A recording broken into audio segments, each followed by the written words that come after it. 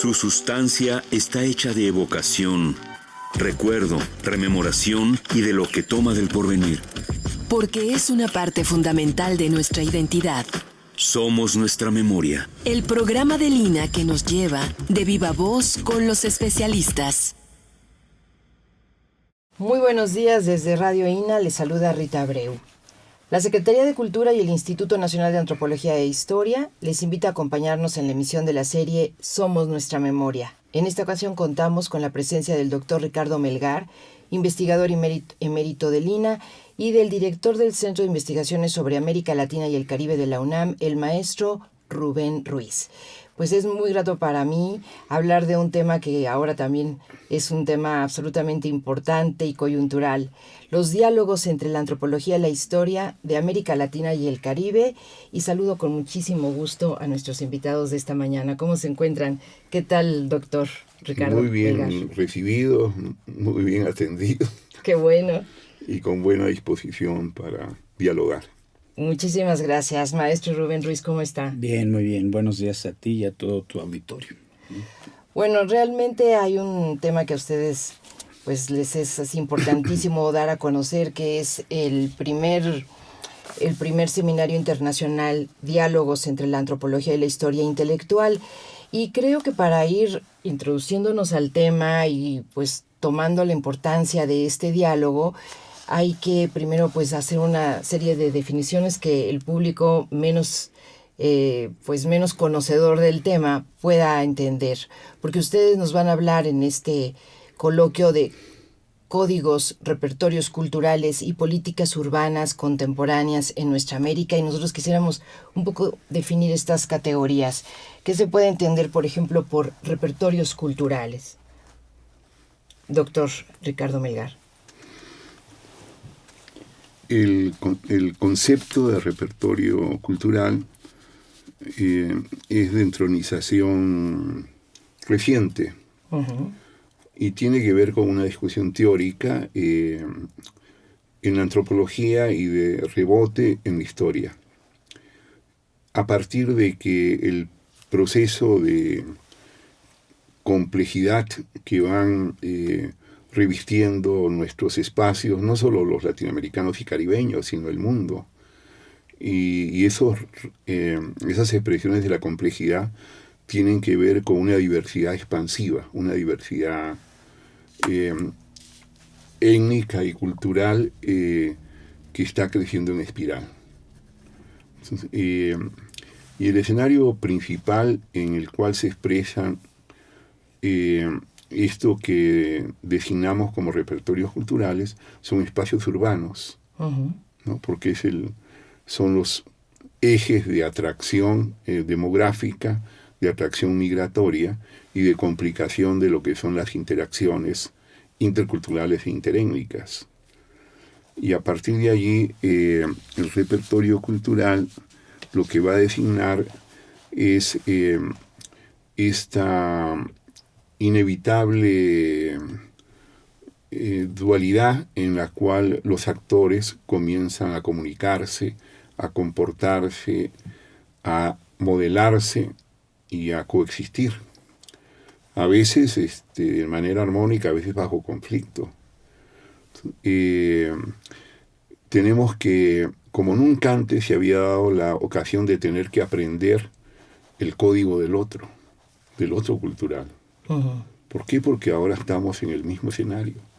Pero ese otro cultural tiene muchos rostros, corresponde a diversas identidades. Y nosotros mismos, mirándonos desde ese lente, diríamos que para ellos también podemos ser un otro cultural. Entonces, este juego que se nutre de la experiencia nos permite de pronto entender, aprender a entender y a descifrar códigos. El repertorio sería como una especie, se ha usado la metáfora caja de herramientas, lo cual es demasiado simplista. Uh-huh. Es decir, un juego de elementos fundados en la experiencia y en las representaciones que nos permiten decir lo nuestro y entrar en sintonía con los otros. Pongo un ejemplo porque si yo me tuviera que escribir o autoescribir, recuperaría una categoría de Isaac Deutscher que habla de los intelectuales de frontera. ¿Por qué? Porque yo no nací en este país. Llegué ya siendo profesor universitario, siendo antropólogo, habiendo estudiado previamente filosofía. Y voy a hablar de un elemento cotidiano. Es un ejemplo mínimo. Me invitan a una comida y voy a esa comida con los referentes cronológicos que en mi horizonte cultural se manejan. Uh-huh. Entonces llegué a las 8 de la noche. A la comida. Sí. Pero quien me invitaba era una psiquiatra paisana mía, y iba con mi esposa y nos queda mirando con cara de sorprendida y de malestar, y nosotros no entendíamos por qué. Entonces nos invitaron un aperitivo, pero había algo de tensión que no era posible descifrar. La comida, pues la comida nunca llegó. Uh-huh. Porque ya había pasado. Claro, pero lo que no sabíamos es que ella, siendo peruana, había incorporado el código de significación mexicano de lo que es la comida. Y nosotros, recién migrantes, seguíamos adscritos al código anterior. Sí. Y así podría poner muchos ejemplos de hablamos el mismo idioma, pero la cultura filtra y resignifica los términos. Sí. Y no solamente los términos, también la gestualidad. Entonces hay gestos que están codificados culturalmente y para nosotros pueden ser amables o pueden ser agresivos sin que el emisor los piense así. Uh-huh. Entonces hay una serie de elementos, y cuando uno aprende a manejar o a entrenarse o a parcialmente familiarizarse con uno y otro repertorio, puede moverse con facilidad. Uh-huh. Entonces aprendimos la lección, ¿no? De que si te dicen comida. Claro, y no solo comida, o sea, sí, que habían términos que tenían que ver con estos referentes de la cotidianidad, y había otros que tenían que ver con los saberes, ¿no? O también con otros temas. Entonces, ¿de dónde empieza el tema del repertorio cultural? Desde la experiencia, desde el habla. Y desde el habla filtrada por la significación cultural. Y podríamos hablar de representaciones también. Pero el repertorio es esta amplitud uh-huh. de elementos que nos permiten comunicarnos y remodelar nuestra conducta o descifrar la conducta del otro cultural para poder coexistir. Bueno. Incluso en el campo mismo de la confrontación hay una lógica cultural que nos hace diferentes. Uh-huh. Entonces tenemos que entrar en ese terreno que se expresa a muchos niveles, en el terreno diplomático, en el terreno político, en el terreno académico, etcétera. Efectivamente, ya viéndonos así como seres con todo un repertorio cultural, ya quedamos más complejos que sencillos, ¿no? Ya quedamos. Pero yo ahora iría con el maestro Rubén Ruiz, y hay otro concepto que tiene que ver con el mismo nombre del primer seminario internacional de los diálogos entre la antropología, que es el de la historia intelectual. Me imagino también que todo el desarrollo de la investigación pues va creando estas nuevas categorías, va ampliándose o va definiéndose cómo estudiarlas, cómo abordarlas. Así que le pediríamos también una definición de este concepto, maestro. Historia intelectual. Mira, cuando hablamos de historia siempre estamos hablando de la experiencia humana. Siempre estamos hablando de dónde venimos, cómo hemos ido construyendo estos repertorios culturales, cómo hemos ido construyendo las relaciones que esos repertorios culturales nos permiten, ¿sí? Y tradicionalmente, y eso es lo que le da muy mal nombre a la historia, nos han enseñado que la historia es la evolución política de los pueblos, ¿no? Y entonces todos sufrimos en la escuela elemental cuando teníamos que aprendernos la lista de los presidentes y cuando nos teníamos que aprender que si había habido por ahí algún problema internacional, qué elementos se habían dado.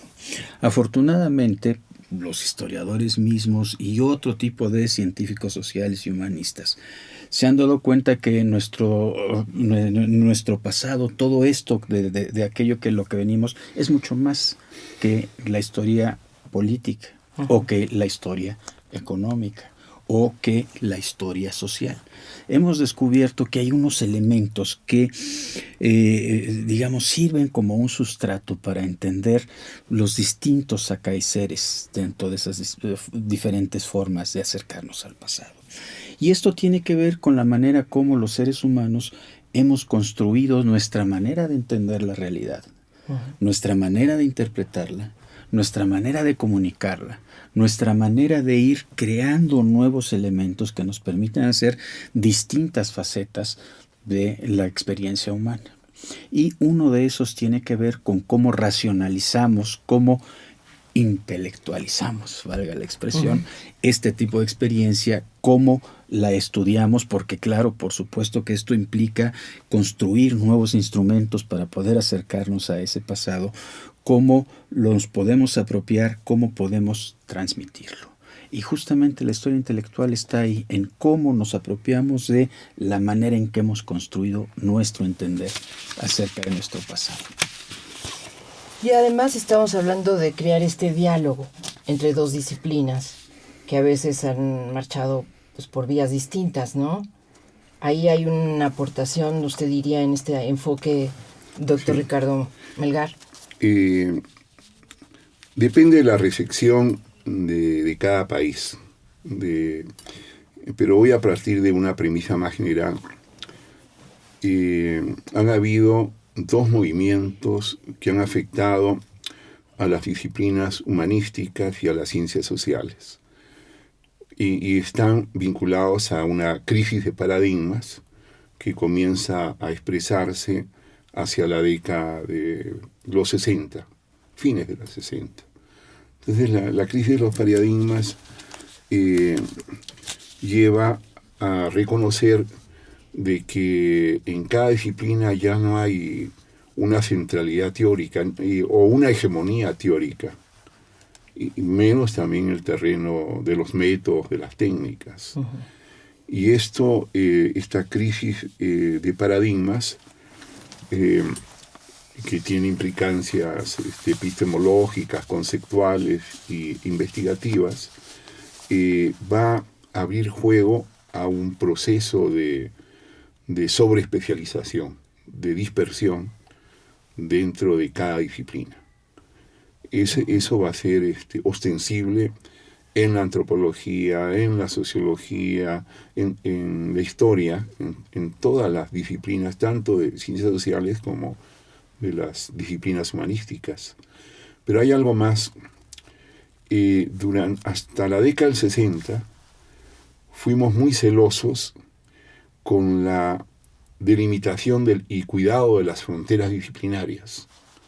No había que salirse porque era como entrar en arenas movedizas, y había que encauzarse en la línea disciplinaria que garantizaba que fuéramos reproductores de la disciplina en las cuales fuimos formados o en la cual estábamos adscritos. O sea, los antropólogos teníamos que trabajar, investigar y decir como antropólogos. Los historiadores también, y igual camino sucedía con los sociólogos y demás. Pero al mismo tiempo comenzaba a deslizarse desde los años 50 la idea enunciada pero nunca cumplida de que podría ser deseable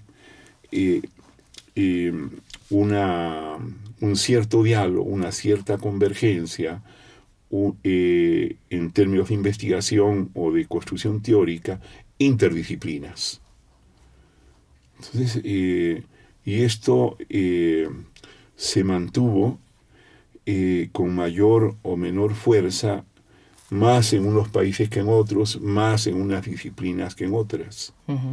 En la historia intelectual tenemos nosotros, si buscamos su matriz una de sus grandes matrices de origen en Inglaterra, por ejemplo en la escuela de Manchester, que es uno de los grandes polos de desarrollo, que la conducción de mirar a los intelectuales y de incidir sobre el campo historiográfico viene de la antropología, no al revés. Si lo miramos desde la recepción latinoamericana, diríamos de que la primera plataforma sobre historia intelectual se inicia en un ensayo muy interesante de Carlos Altamirano desde Argentina, y habla de que el programa de historia intelectual es un programa que no está institucionalizado, que no está estructurado teóricamente, que es abierto a varias disciplinas, reconoce que hay saberes concurrentes. La reflexión mexicana de la historia intelectual puso el énfasis, puso como coordenada de que la historiografía intelectual tiene como matriz de referente a la historia como tal, una especialización. Entonces, frente a ello, la propuesta nuestra, y por eso es rotulada así, es abrir el primer seminario internacional para que haya un diálogo explícito entre saberes y no sigamos siendo reproductores de este desencuentro más acentuado en México que en otros países de América Latina. Esto se va a enriquecer también porque la composición de los colegas que van a asistir, y sobre todo porque hay una participación notabilísima que no tiene parangón en el resto de América Latina. El CIAL, ¿no?, es un centro de investigación que nutre un gran proyecto formativo que va de licenciatura, doctorado y postdoctorado, de personas, de académicos, de estudiantes que tienen una mirada interdisciplinaria, holística. O sea, que eso, pueden pasar fronteras, digamos, claro, que pueden ver. Y este proyecto interdisciplinario nos remite otra vez a la década del 64, si mal no recuerdo, ¿no? Entre 64 y 65, y va a tener dos conductores que hacen el juego de complementariedad. Por un lado, desde las ciencias sociales, don Pablo González Casanova; del lado de las disciplinas humanísticas, Leopoldo Sea. Eso hacia América Latina y el Caribe fue interesantísimo. Entonces, el que estudios latinoamericanos, bajo la modalidad de su centro de investigación, el CIAL, participe en este primer seminario, facilita, es un gran facilitador para decir, discutamos intersaberes. Y no solamente discutamos, apostemos a abrir el juego a consensos. Eso es la potencialidad que abre este primer seminario internacional, en el cual hemos depositado nuestros mejores entusiasmos interinstitucionales. Está la UAN también, que es representada por Imer Granados, y bueno, la UNAM, nos acompaña Rubén, y del INA, Marcela Dávalos, de la Dirección de Estudios Históricos, y el que habla. Muy bien, que es el Centro INA Morelos. Es usted en forma personal, pero es además atrás de usted el Centro INA Morelos también, ¿no? Así es. Y se trataría, maestro Rubén Ruiz, que el público lector de asuntos de América Latina va a recibir otra información, va a recibir estudios más comparativos, discursos o narrativas diferentes sobre regiones que nos tocan muy de cerca y a veces son grandes desconocidas. Mira, si lográramos eso sería una maravilla, pero somos mucho más ambiciosos que eso. Yo creo que la idea es que obtengamos mejor información sobre América Latina, y al obtener mejor información sobre América Latina, obtener mejor información sobre nosotros. ¿Y qué quiero decir con mejor? Me parece que Ricardo ha puesto el dedo en el renglón preciso. Esta idea de la interacción de las distintas disciplinas humanísticas y sociales, lo que mejor permite es enriquecer nuestro conocimiento de lo que fuera. ¿Por qué? Tradicionalmente cada disciplina genera su propia metodología, genera sus propios mecanismos de certificación de que lo que se está trabajando está bien trabajado y que de las conclusiones a las que se llega son las correctas, pongámoslo entre comillas. Pero ¿qué sucede ahora? Lo que está sucediendo es que estamos encontrando que es muchísimo más rico, en vez de enfocar desde la antropología o desde la historia a secas o desde la sociología a secas, enfocar problemas que nos obligan a buscar distintas metodologías para alcanzar conocimientos. Y eso es algo que es muy, muy importante y sobre lo que hemos estado trabajando. Por eso la amplitud temática que tiene el seminario que se está planteando.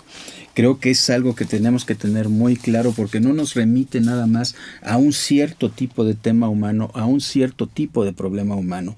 Nos remite a temas que nos permiten distintas entradas, que nos permiten que esas entradas dialoguen entre sí y que nos ayuden a comprender los procesos de una manera muchísimo más compleja. Toda disciplina tiene una función muy clara, ¿sí? Pero en el momento en que logramos romper las fronteras entre las disciplinas, podemos ver de una manera mucho más clara la complejidad del fenómeno humano. Y yo creo que eso es a lo que estamos aspirando. Poder entender que en un momento determinado, si una sociedad está en una transición de un cierto tipo a otro, desde el ámbito político, tenemos que ver que hay transformaciones sociales, tenemos que ver que atrás de esas transformaciones sociales hay ideas que están moviendo a la gente, tenemos que ver que atrás de esas ideas también hay elementos que tocan la vida de la cotidianidad de estas personas. Claro. Y entonces hacia donde queremos ir es justamente a tener visiones más complejas, pero, oh paradoja, a la vez que complejas, más claras. ¿Por qué? Sí. Porque nos permiten acercarnos desde distintas maneras y desde distintos intereses a las temáticas. Puesto así sobre la mesa, pareciera entonces que se requiere un trabajo de equipo.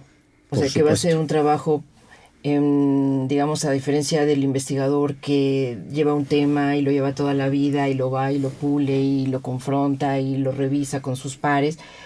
Ahora parece como que necesitamos esa visión de conjunto que nos haga precisamente ver que es más complejo, pero hay más claridad, porque está el atrás de lo que provoca el fenómeno que está en el iceberg, ¿no? Exactamente. Aquí es muy importante que tengamos eso muy claro. La posibilidad de ir teniendo más elementos para comprender una realidad. Tomando en cuenta estas mesas y para tener también más idea de lo que se plantea en este primer encuentro internacional, la mesa que se llama La otra intelectualidad urbana, saberes no académicos. ¿Nos puede andar un poquito sobre este punto, doctor Ricardo? Tiene que ver con varias entradas. Voy a hablar de la que me corresponde disciplinariamente, la antropología. ¿Qué vamos a entender por intelectuales? Esa es parte de una discusión. En los recientes ensayos se ha subrayado el hecho de que el término intelectual en este tiempo, siglo XXI, el término intelectual se ha vuelto muy manido, no solo en los medios académicos, en las disciplinas, sino también en los medios y hasta en el habla estudiantil. O sea, hablar de intelectuales dice muchas cosas, es un cajón desastre. Sí, sí. Y para nuestra perspectiva, el tema de la otra intelectualidad nos remite a una discusión añeja entre los antropólogos, que tiene que ver con los estudios que datan de hace más de un siglo, que se venían haciendo sobre poseedores de conocimientos, ¿no?, tradicionales, en contextos no necesariamente indígenas, podrían ser de afrodescendientes, podrían ser incluso de esferas culturales mestizas, y que son reconocidos como gente de saber, socialmente en sus contextos, pero no solamente en sus contextos. Yo recuerdo un maravilloso texto de Lévi-Strauss, El pensamiento salvaje, publicado por el Fondo en la colección Breviarios, donde Lévi-Strauss recupera un diálogo entre pobladores de una isla del Pacífico con especialistas europeos en temas de botánica y zoología. Entonces el asunto, en el diálogo, él recupera cómo frente a especímenes de la fauna, los científicos, los académicos europeos proponen criterios de clasificación, y del otro lado, desde la experiencia y el saber nativo, se propone otro.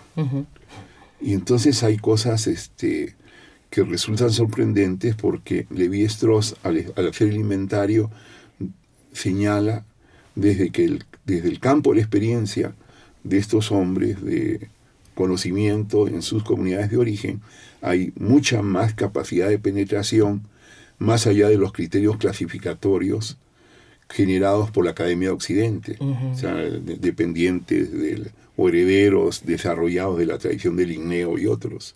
Por ejemplo, él pone el caso de los murciélagos.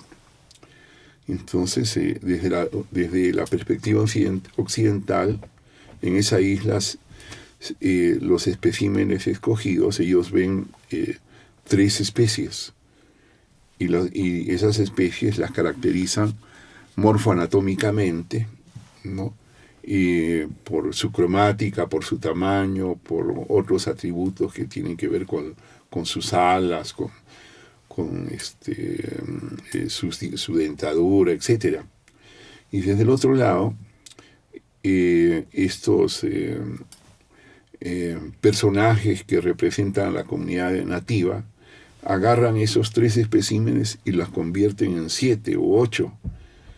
Y entonces en el diálogo dice, pero ¿por qué hacen eso? Eso no tiene sentido. Y comienzan a explicar, dicen, no, es que vive en determinado hábitat que no es el mismo que este. Este vive en cuevas. Y este otro vive en árboles, pero no en todo tipo de árboles, sino árboles que tienen determinado tipo de hojarasca, y debajo de la hojarasca está el alimento, la parte nutricia que les permite su reproducción. Igual aparece esta discusión cuando se discute el tema botánico. Entonces, entre saber y saber, ¿qué es lo que cabe? Al saber nativo, este saber que tiene criterios de clasificación, que tiene elementos empíricos para decir lo que es lo uno y lo que es lo otro, Lévi-Strauss le llama ciencia concreta, y señala de que hay una mirada totalizadora que le permite conjugar elementos distintos para caracterizar. En cambio, el desarrollo científico, en aras de la objetividad, particularizaba. Mientras más particularizaba, pensaba que ganaba mayor objetividad. Bueno, en los últimos años, en los últimos 40 años, con el desarrollo de nuevos enfoques, como el de Edgar Morin, de hablar de la ciencia y la complejidad, se dice hay que romper con los criterios de buscar causalidades, de buscar determinaciones únicas, y abrir juego a otras lógicas, y a partir de ahí fundar una nueva manera de configurar un saber de cara al futuro, pues. Y esto ya había sido de alguna manera preanunciado por la filosofía. Recuerdo un ensayo maravilloso, muy temprano, de Merleau-Ponty, el gran fenomenólogo francés, que, haciendo alusión al tema de los saberes, él señalaba que el saber de Occidente, canonizado, ¿no?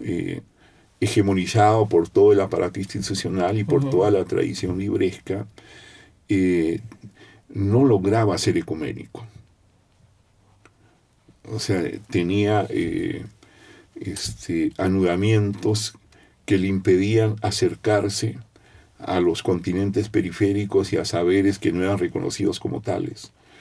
Y él decía, en el momento en que se abre el diálogo, que haya un juego de intercambios, se podrá construir realmente lo que es la perspectiva de un saber universal. Pero eso tardará tiempos. ¿Por qué? Porque está el estigma, ¿no?, de que quien no es universitario, del valor que tiene esos claro, resultados en cada quien caso. No ha publicado tantos libros, Exacto, que no tiene las certificaciones a la que está acostumbrada nuestra meritocracia académica, pues no tiene derecho a tener interlocución con nosotros. Sí, exactamente.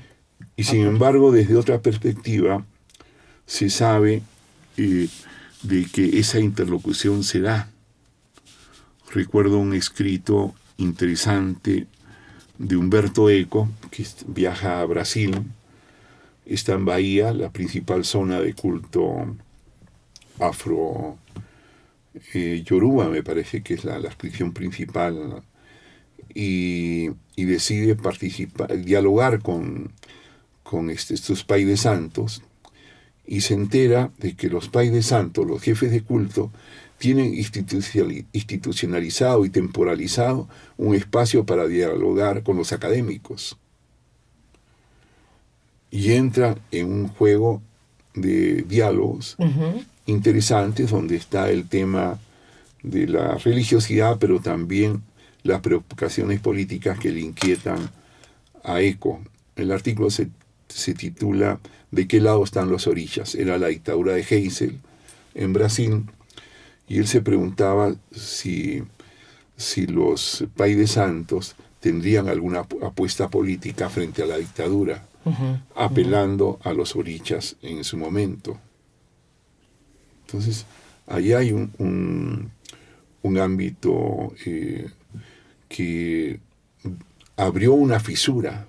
Donde se Y confirma, no es la única. claro. Yo podría poner muchos ejemplos de cosas que han sucedido de parte a parte, de cómo los hombres de conocimiento nativos se apropian de elementos de manera discrecional, los incorporan a su repertorio, a su otro repertorio cultural, de sus diálogos con antropólogos, con historiadores, con científicos, y van innovando sus rituales, sus saberes, sus prácticas experienciales.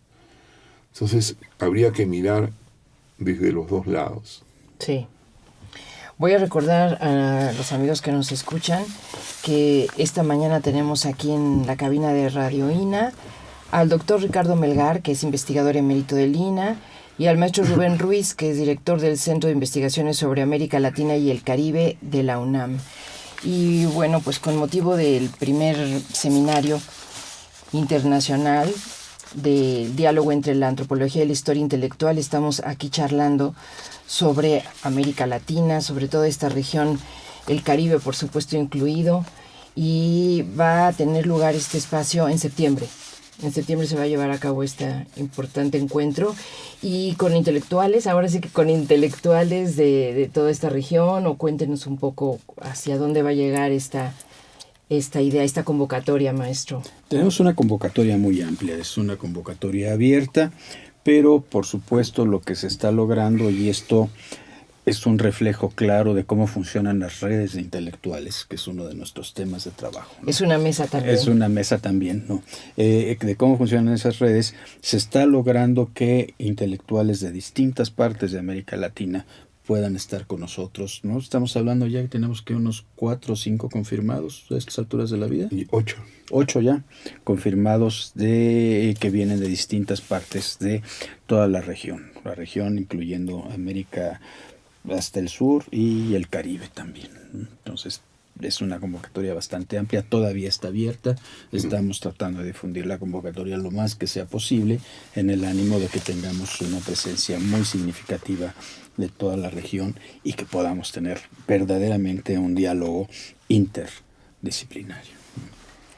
Cuando decimos que estas redes intelectuales transfronterizas, estamos también pensando en hacer enlaces que la tecnología ahora permite o que estén todos presenciales. En este momento lo hemos pensado más bien presencial, porque este tipo de encuentros es muy importante, no solo lo que se dice, sino que también es importante quién lo dice, desde dónde lo dice y cómo se pueden construir las interacciones entre los distintos dialogantes, ¿no? Yo creo que justamente los diálogos académicos o cualquier tipo de diálogo que busque la construcción de un cierto tipo de conocimiento es fundamental el trato personal. Ya una vez que se ha logrado construir ese trato personal, se puede dar el siguiente paso a ver la transmisión por red, por videoconferencia, ese tipo de elementos que facilitan mucho, abaratan mucho, claro, pero a los cuales le falta el contacto humano. Y si queremos conocer al ser humano, si queremos conocer las sociedades humanas,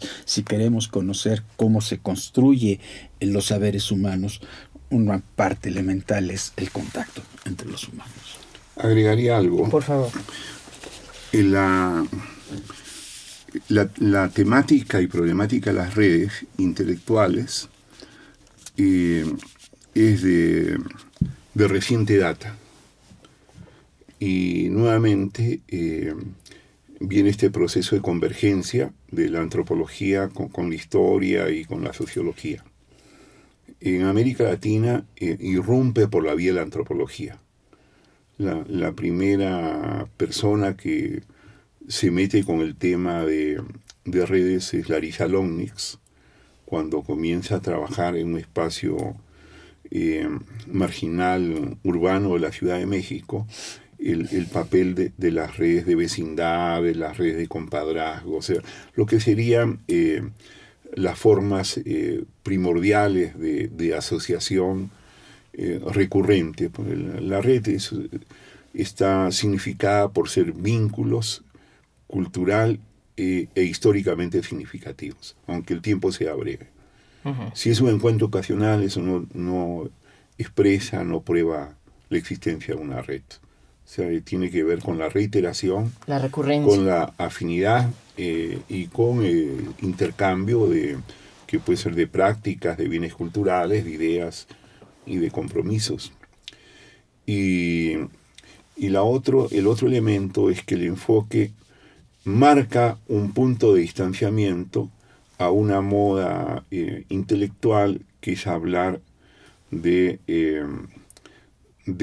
el paradigma de lo transnacional. Nosotros sugerimos que se hable de redes transfronterizas porque se está mitologizando lo nacional, que es la premisa para hablar de redes transnacionales. Si nosotros revisamos la historia de América Latina y el Caribe, veremos, y no solamente apoyándonos en lo que dice Benny Anderson en Comunidades Imaginadas, sino que había un proceso de desencuentro visible, interregional, en muchos países de América Latina, incluyendo México, ¿no? O sea, entonces, partir de que lo nacional existía, estaba consolidado, es un anacronismo mirado en retrospectiva. Entonces, esta moda de lo transnacional que aparece de manera muy socorrida en los estudios actuales de redes intelectuales debería ser puesta pensamos, por lo menos en debate. Ujú. Y esa es un poco la apuesta también a discutir. O sea, todo este seminario está un poco pensado en no todos los temas, son muchos, pero de los que hemos escogido, que abran juego a debates que enriquezcan nuestros horizontes y los horizontes de los que concurran, ¿no? Gracias, doctor Ricardo Melgar. Hay otro punto que usted está aquí puesto también en los temas a abordar en el primer seminario y que tiene que ver con las polisemias. Entonces nosotros quisiéramos también un poquito de descripción de lo que significa esto para términos como lo civilizado, lo urbanizado, lo alfabetizado e identitario en América Latina y el Caribe. Maestro. Cuando estamos hablando de polisemias, estamos hablando de una enorme cantidad de significados que se depositan en un cierto, en una palabra, vamos a decirlo así. Ya nos daba Ricardo este ejemplo de lo que significaba comida para unos y para otros. En el caso de esta invitación, yo tenía el ejemplo de lo que me sucedió aquí. A la hora de llegar, pasé al patio posterior, le pregunto a una persona que estaba ahí arreglando algunas cosas en el pasillo, digo, ¿dónde está la oficina del Radio INA? Y me dice, saliendo, da vuelta a la derecha. Para mí era entrando, da vuelta a la derecha. Simplemente estábamos ubicados conceptualmente en un sentido distinto. Cuando estamos hablando de polisemias, estamos hablando de eso, de que cada concepto, cada palabra tiene un uso dependiendo del repertorio cultural de quien lo emite o de quien lo recibe, dependiendo del contexto en el que se está diciendo. No es lo mismo cuando estamos hablando en el radio que cuando estamos alrededor de un buen bife con unas copas de vino. Hay sentidos distintos. Depende de muchos de estos elementos lo que significa la polisemia, ¿no? Aquí la idea es, en primer lugar, estar conscientes de esto, porque muchas veces no lo estamos, como sucedió y creemos que son únicas y definitivas. Exactamente, casi todas las definiciones, el término mismo lo dice, ¿no? Estamos dándoles una ascripción, un sentido muy claramente establecido, y pues no tenemos que estar conscientes de que pues hay variaciones, hay elementos que inciden, hay elementos que de alguna manera nos ayudan a entender qué es lo que se está diciendo verdaderamente. Yo creo que en el caso de esta mesa nos estamos acercando justamente a ciertos conceptos que utilizamos desde las ciencias sociales y desde las humanidades para construir nuestros conceptos, para construir nuestras ideas y ver esta polivalencia, vamos a decirlo de una manera distinta, este valor distinto, estos muchos valores que están ahí implicados. Si las cosas son así, por otra parte, tampoco tenemos definiciones cerradas. Siempre las estamos construyendo, siempre las estamos resignificando, y ese es otro elemento que también tenemos que tener bien claro. Justamente estas mesas nos van a ayudar a ver cómo en distintos momentos, bajo distintas circunstancias, bajo distintos criterios, podemos ir viendo, podemos ir acercándonos a los distintos significados de un concepto. Fundamentalmente a eso es a lo que nos estamos refiriendo. Me parece muy atinado y lo que dice Rubén, y tenemos que empezar por reconocer la polisemia en el diálogo interdisciplinario. O sea, un término, por ejemplo, de alta carga polisémica es cultura. Uh-huh. Y esto dentro de los propios antropólogos, y ni se diga cuando entramos en diálogo con sociólogos, con historiadores, con lingüistas, es decir, entra en juego las demás adscripciones y cada quien quiere llevar agua a su molino, y por ahí no va la cosa. Reconozcamos de que hay polisemia. Y al reconocer que hay polisemia, y que la polisemia tiene sus asegúnes y sus virtudes, ya habremos avanzado como premisa de diálogo. Segundo, si la polisemia se refiere a un término en particular, o a muchos términos, pero de manera singularizada o particularizada, si nosotros a eso le sumamos otro elemento importante que llamaríamos la existencia de campos semántico-culturales, o como le llama una historiadora, racimos de ideas, ¿no? Quizás porque está más asociada a una tradición vitivinícola. Entonces, siempre encontraríamos una entonces, razón. La idea es cómo los términos no están aislados entre sí, sino hay articulaciones, vinculaciones a partir de proximidades de sentido y también de sinonimias. Entonces, ese es otro ámbito interesante.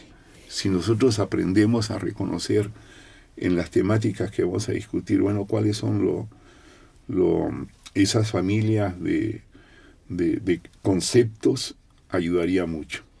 Pero también habría que tener cuidado en no caer en la perspectiva de pensar de que toda estructura discursiva, toda narrativa, todo pensamiento debe ser analizada solamente ubicando conceptos.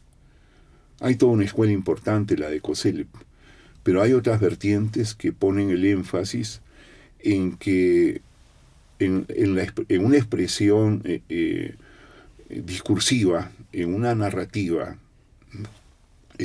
escrita o oral, coexiste las metáforas con los conceptos o con las ideas fuertes, pero entre unas y otras emergen también otro campo muy poco atendido, que es el de los símbolos. Y los símbolos no pueden ser reducidos a metáforas, ¿no? Ni reducidos a conceptos, porque si hay algo que tiene como atributo inherente para ser tal, es la polisemia. No hay símbolo sin tenor polifémico. Y eso hace de que le da textura, le da su identidad dentro de estas formas del pensar, ¿no? Bueno, justamente es uno de los temas que usted ha estudiado también mucho, ¿no? Esto del símbolo, y precisamente en los intelectuales de América Latina. Y bueno, quería yo también mencionar otra mesa: compromisos de fe, cultura y realidad social. ¿Nos puede hablar un poquito de hacia dónde nos va a llevar todo esto? Digo, los temas se antojan realmente interesantísimos. Yo me imagino que después habrá una memoria que nos haga leer cosas realmente maravillosas de todo esto en América Latina. Cuéntenos, maestro Rubén. Bien, el concepto de fe es un concepto muy importante para nosotros. La idea de que los seres humanos son seres que en buena medida necesitan una fe para darle sentido a sus vidas es algo que es muy importante. Ahora, nos interesa no nada más en términos del sentido que le pueden dar a sus vidas las personas de fe. Nos interesa sobre todo cómo a partir de la fe se pueden ir construyendo instrumentos, mecanismos, redes, posibilidades, construcciones conceptuales, vínculos personales que permiten construir proyectos de sociedad. Fundamentalmente en las sociedades latinoamericanas ha habido a lo largo de nuestra historia distintos momentos de distintas perspectivas de fe, este tipo de procesos, la construcción de formas de entender el mundo, pero sobre todo formas de relacionarnos para poder entender y para poder actuar dentro de la sociedad. Y entonces en esta mesa justamente lo que tratamos de ver sería, y esto es una de las cuestiones también interesantes, ver desde las perspectivas alternativas. Solemos ver nuestras sociedades como sociedades que comparten una única fe o algo que se parece a una fe única con una estructura eclesial única, ¿no? Ya nos estamos dando cuenta que en realidad nuestras sociedades tienen una enorme complejidad también en términos de la fe. Complejidad que a veces no entendemos, que a veces más de lo que quisiéramos no aceptamos. Pensemos, por ejemplo, en que utilizamos ciertas ascripciones de fe como un elemento negativo, como un elemento que nos dice esto no es propio, esto no es nuestro, hay que cuando menos pasarlo por alto, si no es que cuestionarlo, ¿no? No, aquí de lo que se trata es justamente de ver algunas de estas alternativas de fe, pero sobre todo de los proyectos de sociedad, de los proyectos intelectuales, de los proyectos de comprensión de la realidad que se van construyendo a partir de un lazo tan elemental, tan sencillo como es este de creer o no creer en algo y cómo creer en ello. Agregaría algo a lo que dice Rubén, que es una mesa además propuesta por él con mucha fortuna y pertinencia, de que este actor, ¿no?, complejo, heterogéneo, no está disociado del campo intelectual ni del campo político. Y voy a aludir a una categoría que tiene que ver con fronteriza en términos de adscripción de fe, que son los teósofos. Y sin remitirnos a los teósofos, no podríamos entender la toma de decisiones del inicio de la Revolución Mexicana en clave liberal.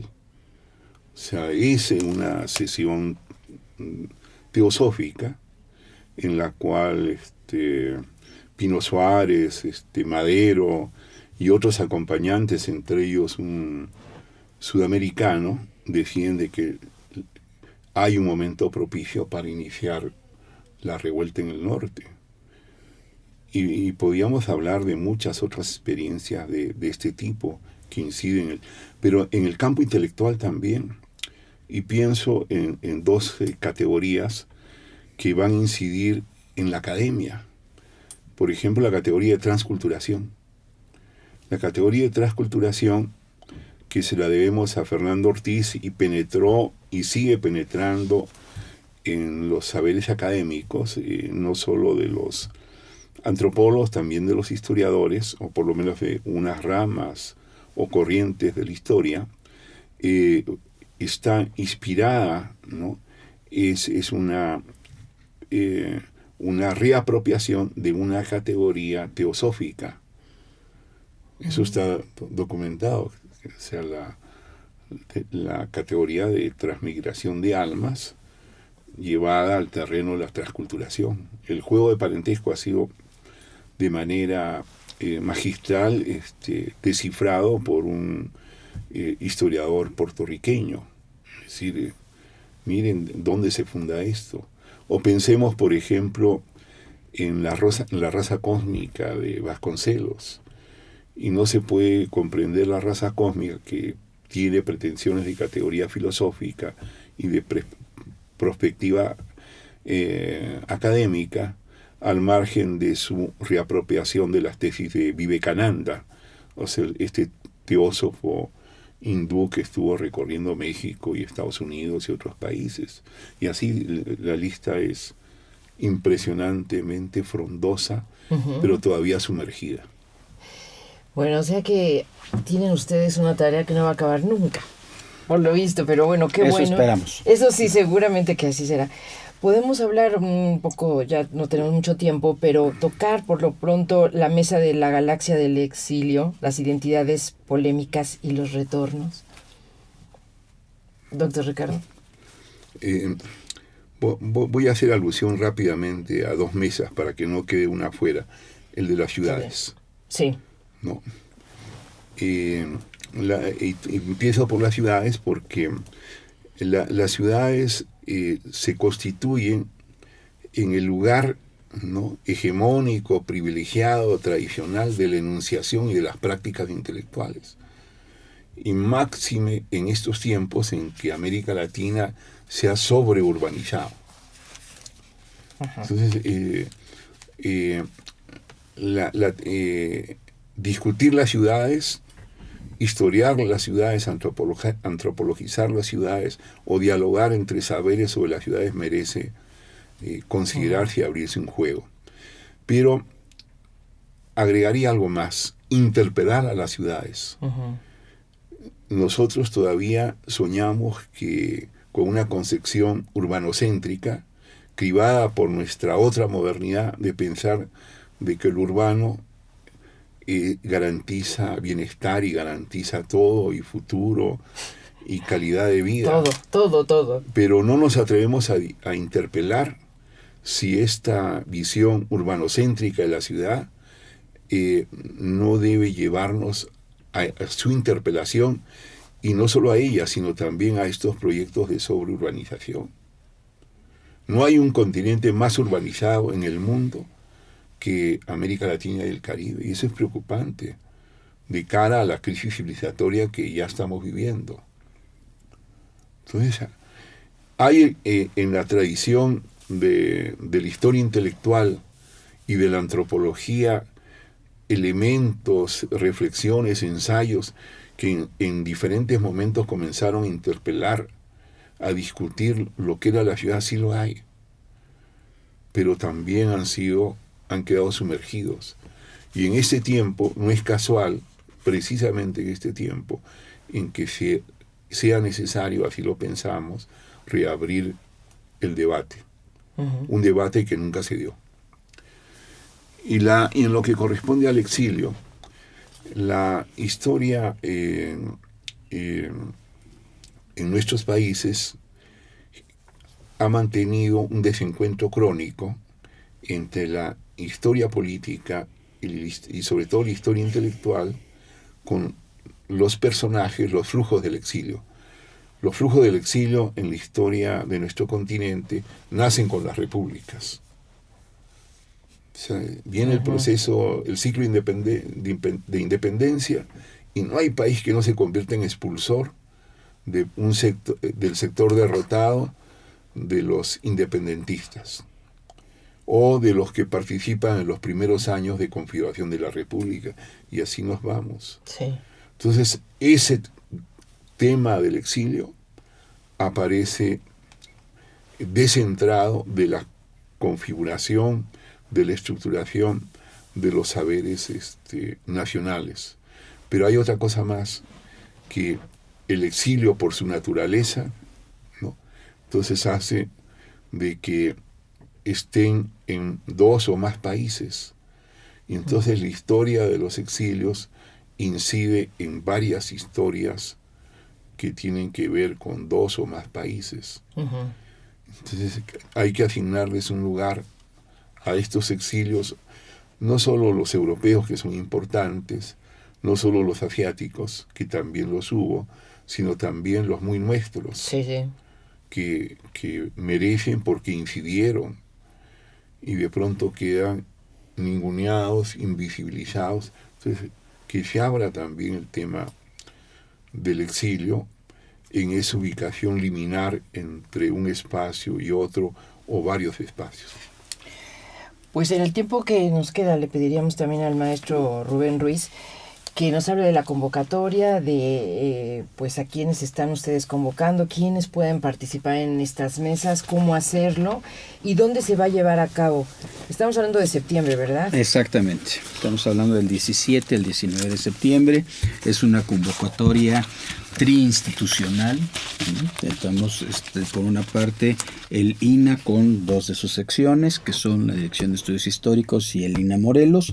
Por otra parte es la Universidad Autónoma Metropolitana, y por otra parte es el Centro de Investigaciones sobre América Latina y el Caribe de la UNAM.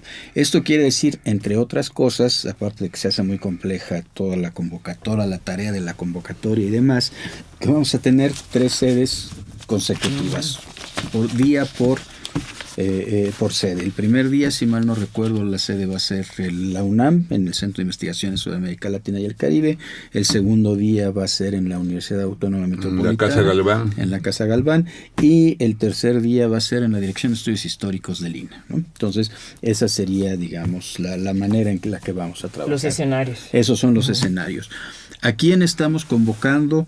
A todos aquellos interesados que tengan un trabajo acerca de estas temáticas, que sientan que tienen elementos con los cuales aportar a una mejor acercamiento a estas temáticas, que sientan que pueden entregar algo de sus conocimientos, de sus saberes a esto, o aquellos que sin que lleven su trabajo formal estén en el ánimo de escuchar qué es lo que se está dialogando al respecto. Tenemos que ver esto como un espacio de un diálogo de saberes. Tenemos mucho que aportar, tenemos mucho que aprender todos nosotros. Entonces este es un elemento muy muy importante. Tenemos ya aprobada nuestra convocatoria. Así es. Estamos lanzándolo ya en redes sociales, en fin, con la idea de que podamos tener un mayor y mejor impacto. Como somos muy optimistas y creemos que va a haber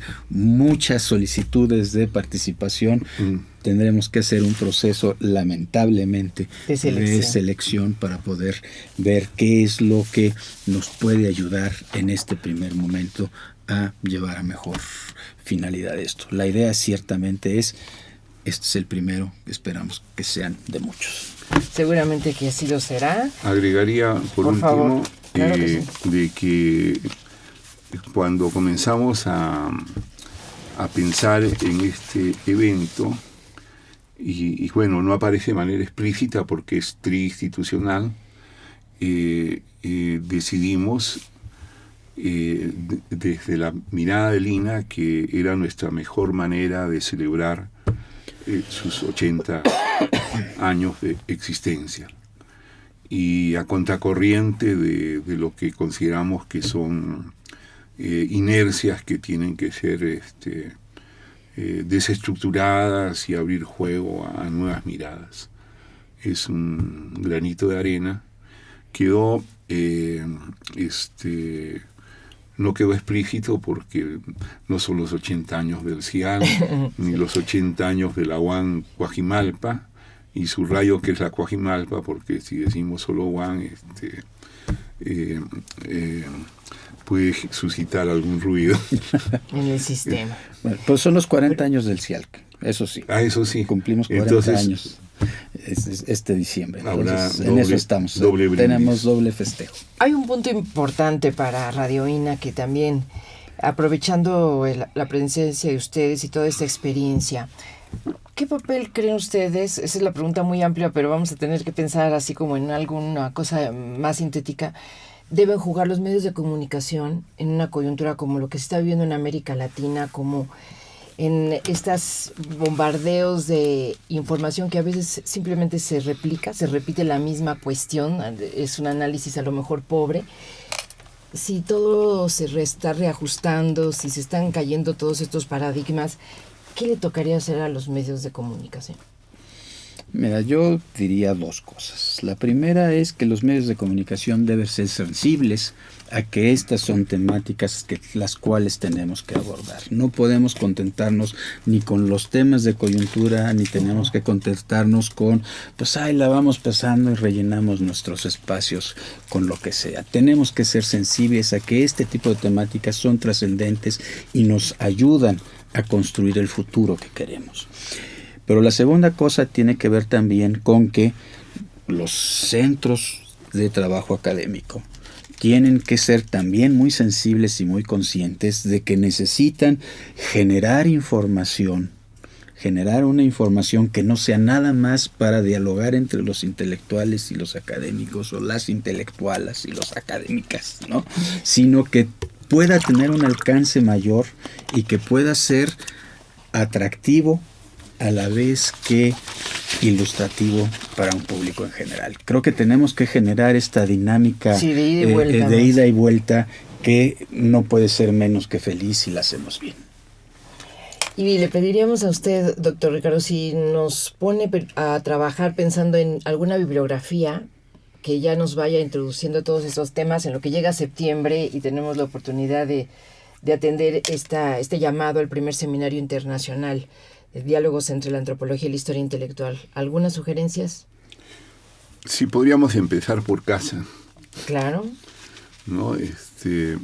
Rubén está editando una serie maravillosa que acaba de salir 2 tomos y promete para más, de lecturas. Lo hemos llamado Lecturas Fundamentales para América Latina. Y entonces ahí hay títulos que van reactivar debates, abrir reflexiones, pero no soy yo el llamado a hablar de esas lecturas, sino Rubén.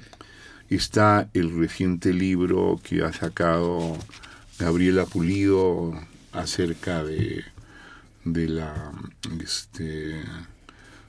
asesinato de Mella, que el cubano era un intelectual, que está vinculado a la Ciudad de México, y está la obra de la doctora Dávalos, que documenta desde una perspectiva histórica lo que es la ciudad y narrativas de alta implicación que tienen que ver con el control social, desde el higienismo, desde el manejo de la basura, etcétera, y la policía, ¿no? Entonces hay, diría yo que, y agregaría algo más de un invitado. Aceptó venir para inaugurar el evento un intelectual chileno, un gran pensador latinoamericano, que tiene una obra muy copiosa. Es el autor del primer estudio sobre redes intelectuales de América Latina y autor de un libro enjundioso y que debe pesar como 4 kilos de ideas, que se llama Sin desperdicio, pensamiento periférico.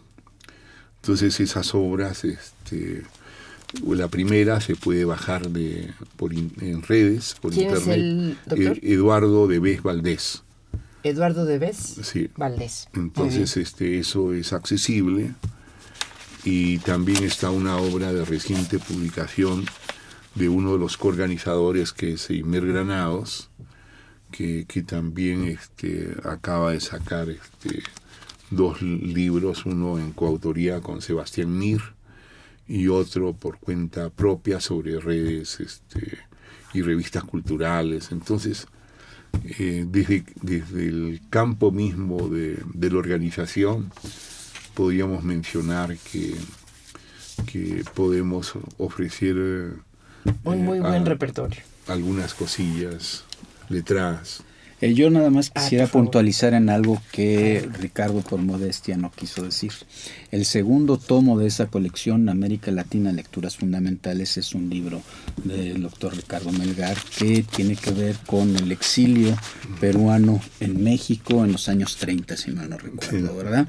Es un texto en verdad maravilloso, es un modelo de cómo hacer investigación social, por una parte comprometida con un proyecto de vida, con un proyecto nacional, pero sobre todo que nos recupera a los seres humanos que están viviendo y que están haciendo eso. Es un trabajo verdaderamente muy, muy lindo que escribió el doctor Melgar, que nosotros hemos incluido en esta colección. Y yo quisiera mencionar nada más otro, también publicado por el CIAL, que es un texto que se llama Guatemala en la memoria, que es un texto de Silvia Soriano, en donde se recupera mucho de lo que es esta historia verdaderamente trágica de ese país que está en nuestra frontera sur y que nos habla de toda esta guerra de destrucción, de una guerra verdaderamente con muy pocos parámetros humanos, vamos a decirlo así, y cómo eso se vivió y cómo es recuperado en la memoria. Entonces son ahí también 2 lecturas que me gustaría señalar. Pues quiero agradecer muchísimo la participación de nuestros invitados el día de hoy y el que nos pongan en la mesa estos temas que van a tener un importantísimo desarrollo y proyección en el primer seminario internacional Diálogos entre la antropología y la historia intelectual, códigos, repertorios culturales y políticas urbanas contemporáneas de nuestra América. Así que por hoy pues vamos a cerrar esta charla con la invitación siempre abierta a que vengan cuando se acerque la fecha o cuando quieran comentar los resultados de este encuentro. Estaremos aquí encantados de recibirlos. Gracias, muy amables por venir. Al doctor Ricardo Melgar, investigador emérito del Instituto Nacional de Antropología y de Historia, y también al maestro Rubén Ruiz, director del Centro de Investigaciones sobre América Latina y el Caribe. de la UNAM. Gracias, muy amables por estar aquí. Y bueno, en nombre de todos, Rita Abreu les desea una excelente mañana y pues damos por terminada esta charla. Gracias a nuestros escuchas por su atención. Les sugerimos consultar más de nuestra producción a través de www.radio.ina.gov.mx. En la realización, la Dirección de Medios de Comunicación a través de la Subdirección de Radio INA con Gabriela Marentes. En la producción, Evanibaldo Morales. En los controles técnicos y edición, Rubén Martínez. Apoyo de Marta Hernández, Paula Abedoy y Jerónimo Cuevas. Hasta la próxima. Las opiniones y comentarios aquí expresados son de entera responsabilidad de quienes proporcionan la información y no representan necesariamente las opiniones de Radio INA ni comprometen el pensamiento editorial del Instituto Nacional de Antropología e Historia.